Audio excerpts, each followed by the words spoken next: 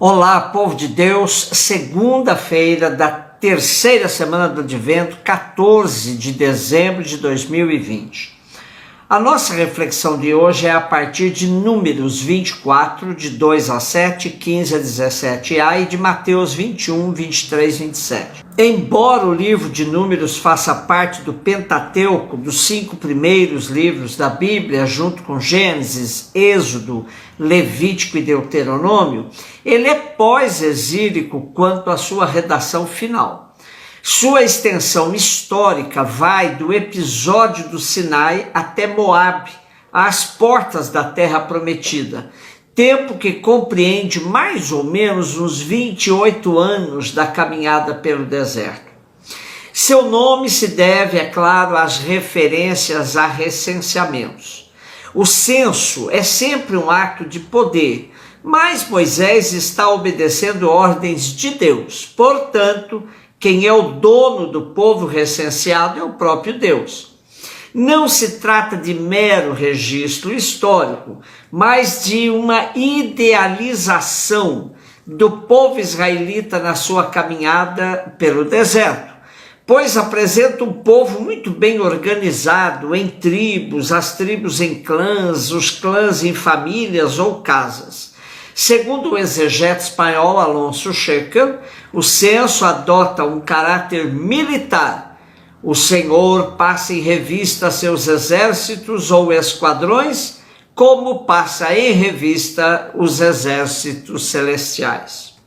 O nosso texto de hoje é bem mais compreendido se lemos desde o capítulo 22 de Números, onde aparece Balaão, um adivinho temente a Deus, chamado por Balaque, rei de Moabe, para amaldiçoar o acampamento israelita que se aproxima de suas terras. Balaque quer evitar a passagem do povo de Israel que marchava rumo à terra prometida. Balaão não queria atender ao chamado de Balaque, mas depois de recusar 2 vezes, o Senhor lhe mandou um presságio que aceitasse o pedido de Balaque, mas que cumprisse somente o que Deus lhe mandasse. E contrariando Balaque, Balaão só tinha bênçãos para dar a Israel acampado. O trecho de hoje é um poema pronunciado por Balaão, abençoando Israel, e nesta bênção, o já astrólogo Balaão faz uma profecia messiânica. Oráculo de Balaão, filho de Beor, oráculo do homem de olhar penetrante, oráculo daquele que escuta as palavras de Deus e conhece a sabedoria do Altíssimo, que tem a visão do Onipotente, que se prostra mais de olhos abertos. Eu vejo, mas não para já. Contemplo, mas não próximo. Uma estrela surge de Jacó e um cetro se ergue de Israel. Essa estrela será a dos magos, indicando o nascimento do Messias, descendente de Davi, segundo as profecias.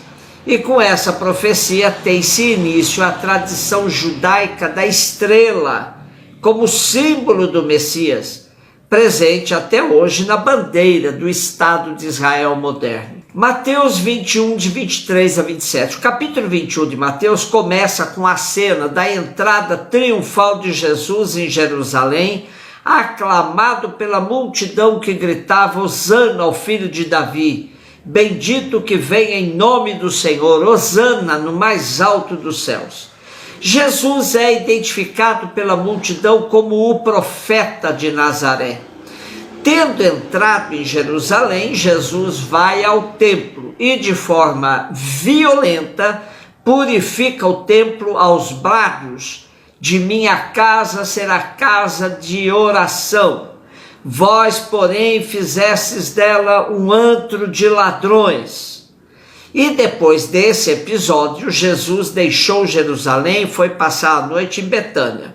No outro dia, bem de manhã cedo, voltou a Jerusalém e teve fome. Procurou figos em uma figueira e, não encontrando nela fruto algum, a amaldiçoou e a tornou seca. Aqui entra o nosso trecho de hoje. Jesus voltou ao templo e, enquanto ensinava, aproximaram-se dele o sumo sacerdote e os anciãos do povo e disseram-lhe: com que autoridade fazes isto?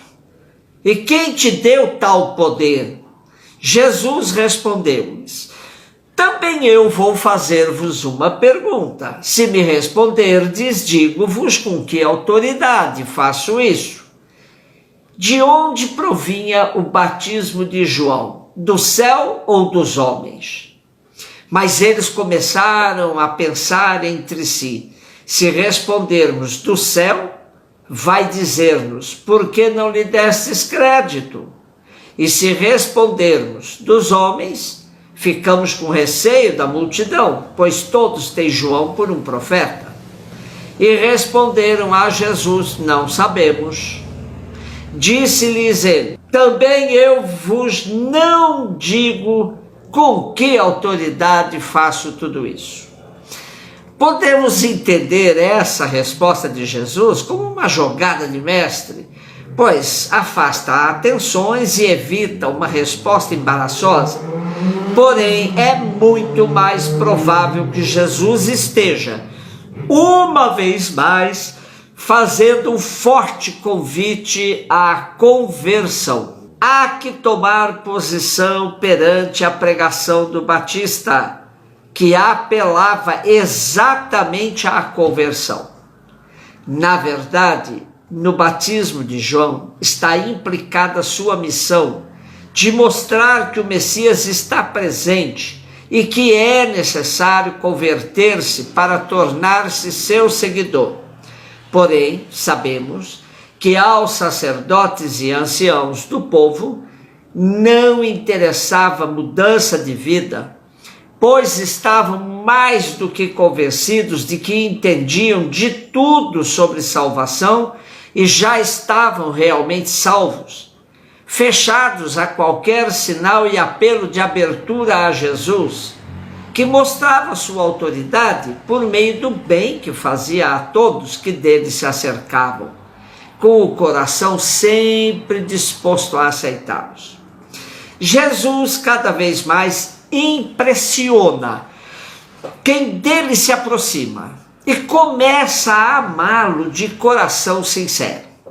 O teólogo jesuíta, nascido em Tamil Nadu, na Índia, Michael Amalados, descreve Jesus em uma dimensão de liberdade tão sonhada por nós, alcançada plenamente por Jesus. Diz ele: Jesus vivia como um ser livre, desembaraçado das prescrições legais seguidas pelos fariseus. Questionava suas regras sobre alimentos puros e impuros, sobre pessoas puras e impuras para nos relacionarmos. Desafiava a interpretação que faziam da observância do sábado. Peregrinava livremente pela margem do lago e pelo interior do país. Via as árvores crescerem, as flores se abrirem, observava os pássaros esvoaçando, os peixes se movendo no mar, acompanhava as ondas encapeladas e os barcos de pescadores dançando em suas cristas. Sentia a brisa fresca na tranquila solidão da noite em lugares desertos ou no alto das montanhas. Sentia-se livre para se associar com os coletores de impostos, pecadores de toda ordem. Sentia-se em liberdade para reinterpretar com autoridade a tradição dos antigos.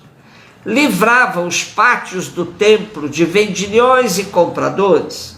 Caminhava sobre as águas, trazia mortos à vida, perdoava pecados e livrava as pessoas da culpa.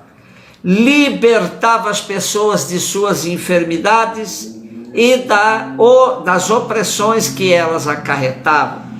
Jesus, em suma, vivia como alguém livre, livre para se relacionar com a natureza, livre para relacionar-se com Deus sem a mediação de estruturas rituais, e livre para se relacionar com os outros sem se ver tolhido por tabus sociais. Podíamos responder então aos sacerdotes e anciãos do povo que lhe interrogavam de onde vinha a sua autoridade, quem lhe dava esse poder, dizendo assim: sua autoridade, o seu poder vinham de sua liberdade. Um beijo no seu coração.